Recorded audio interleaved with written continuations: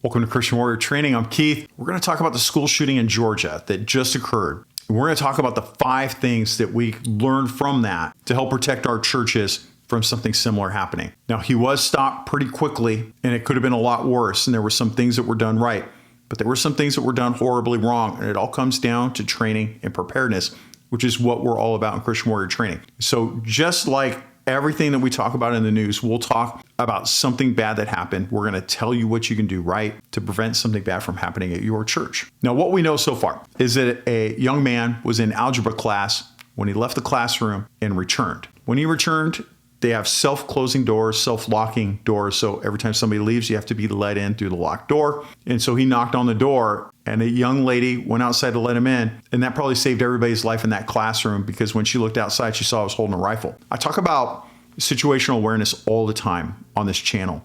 And one of the things I talk about is how oblivious the standard person is to threats that are happening. As an example, at the shooting at Lakewood Church in Houston, Texas, the woman walked in with an overcoat and an AR-15. You can see the AR-15 peeking out from below her coat. When she walked in, a police officer who was standing there and supposed to be watching over them was on his phone instead, and he missed her walking in. So kudos to the young lady who didn't let him in. And so the suspect, not able to get into the classroom to kill everybody in there, instead fired 10 to 15 rounds rapidly in the hallway and then started an attack somewhere else. Now, after he started that attack, the teachers all hit a panic button that they wear around their neck. When they hit that panic button, you had 20 panic signals going out at the same time, geolocating to where those 20 teachers are at that given time. So there's a little bit of confusion that happened there.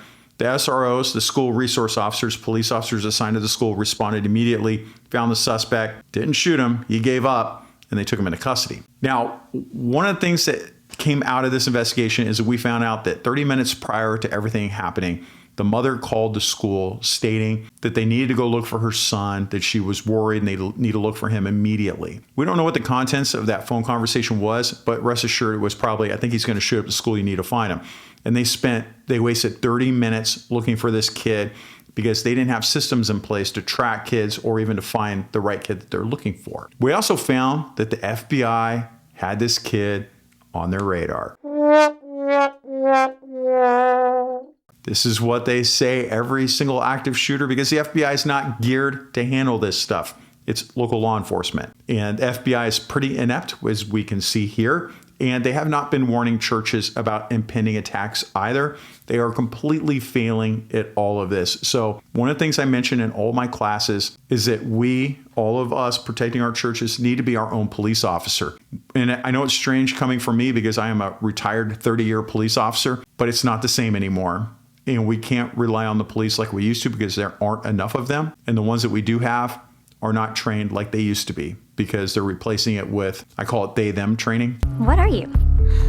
I'm a mouse. Pronoun training and all that other kind of feel-good stuff that wastes their time. But let's talk about the 5 things that we can take from this incident and bring back to our churches to make them safer so that we can prevent something like this from happening. The biggest one is a proactive threat assessment. I believe that the biggest threat to your church is going to be an insider threat. It's going to be somebody from within, probably from your youth group or somebody that has mental illness that attends your church. If you have people that are showing warning signs of being an active shooter or being a problem, you should start keeping an eye on them and coming up with a plan with the security team. So the youth ministry or whoever's working with a mentally ill person works with the safety team to make sure that we monitor that person all the time. We want to keep our churches open.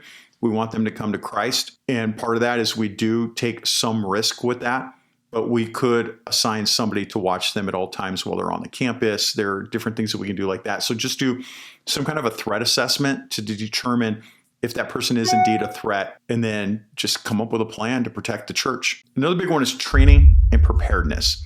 Now, church security teams have to be trained to act quickly during emergencies. They have to have clear communication, and role assignments are crucial. Now, for my security team, every September, this is for this month, we're going to do active shooter training. We bring everybody together into one of our campuses, and we put on scenario after scenario, and we train our safety team on how to address that threat immediately. When I design that training, I design it for our weaknesses. I look at what our vulnerabilities are for that particular campus, and I make sure that all the scenarios expose those vulnerabilities, like lack of camera coverage or lack of security personnel or things that are exposed that shouldn't be, so that we can see how screwed up that's going to be during an active shooter situation and we can fix it. And what we have found is that every year when we do this, we end up fixing those vulnerabilities and our church becomes stronger. You want to avoid over-reliance on technology. Now, these teachers just 2 weeks before had built in a panic system where they press a button on a card, sends off an alert, it geolocates where the problem is, but they were too reliant on that technology. So you actually had 20 locations you had to look at because 20 teachers pressed the button at the same time. And so it ended up causing a little bit of confusion. Look, old school, like radios go down. One of the things that I do in my active shooter training is that I will find the frequency the team is operating on, and then I will have my role player find that frequency, take one of their radios, push the talk button down, tape it down, and then throw it in the middle of the room and then in the middle of the church. And then now nobody can talk because it's going to get a busy signal every time they key up. Is it dirty for me to do that? Absolutely. But it exposes a vulnerability. As an example, we had no plan that if one channel was compromised to go to another. What channel do we go to? How do we get there all at the same time? It's because we're too reliant on the technology of the radios. Sometimes churches are small enough, you can just yell at each other from across the room. Larger churches, yelling still works very well, right? You want to improve coordination and information sharing. So all of your church leaders, all of your safety teams, local law enforcement all need to get together and talk about current threats in your area. As an example, in churches in my area, which is in Idaho, we have a small group that gets together of 30 church leaders, and we all share information.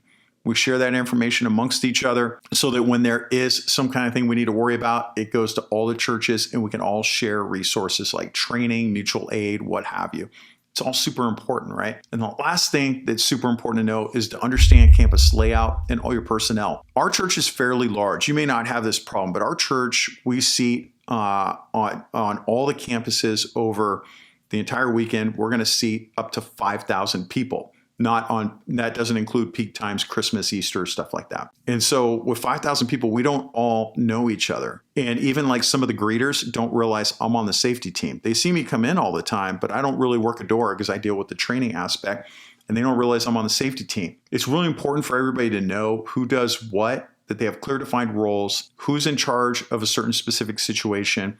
As an example, a man rushes the stage and starts trying to stab the pastor. I've seen multiple incidents. In fact, we're going to review one here in a couple of weeks where somebody tries to stab a pastor and the pastor wants to take over and try to talk to the person. At that point, the pastor's not in charge. The safety team is. We're in charge of his safety and we need to pull him up. But you need to establish those roles, because if you don't establish those roles, when something critical happens, nobody knows who's in charge. And then when nobody's in charge, mayhem happens. All right. I want to thank all of you for all of your support with this channel. We had 100,000 followers over the weekend. That was a huge milestone for me, and I very much appreciate it.